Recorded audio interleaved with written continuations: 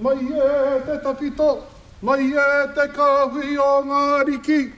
He tākina I ngā karakia te mahi, hei whakawātea I te whare o Mataukareao. Korongoro whare. Te haumitanga hou o Te Rūnaka Ōtākou. For our Rūnaka, this is significant.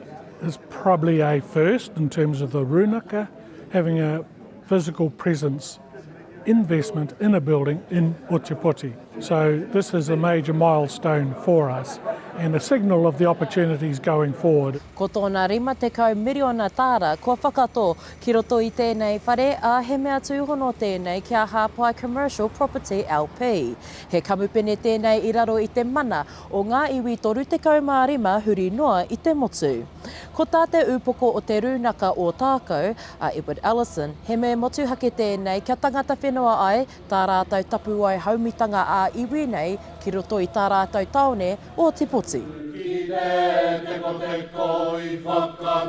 the past, we didn't see ourselves. Well, we've always encouraged Ngāi Tahu Property as best we can to come into the city. They own the police station just across there and they have other investments, but we've always been advocates for tribal investment in Dunedin. We saw this opportunity to build something in Dunedin that reflects our culture, their heritage, and it's a really important part of normalising iwi investment into our communities.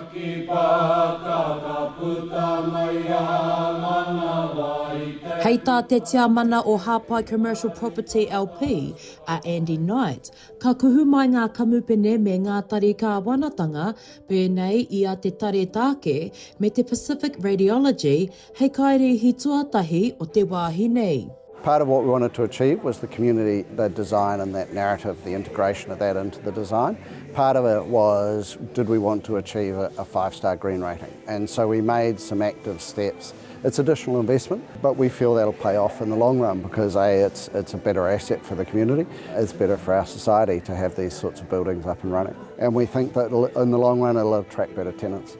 It's a huge benefit to the city. We're really excited about all of the tenants coming in and it shows a real commitment to the strength of economic development in the city. Hei tā Megan Portiki, ko te Mātaukareao he tauraka waka e pātatana ki te tiriti o Hanover, a e whakamānoa ana hoki I ngā mahinga kai. He nui no atu ngā ingoa, kua noho ki raro I ngā ingoa kotimana. Nā reira, ko te matau tētahi mea hei hi ake te ika. Nā, ko te kareao, ko tētahi aka I aka he rākau me ki, ko tipu ake ki Ōtepoti nei. He tika kia rewa anō, taua ingoa, kia kitea e te tini mano.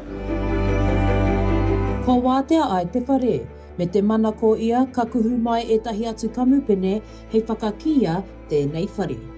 Shakayla Andrews Alapaki, Tahu News.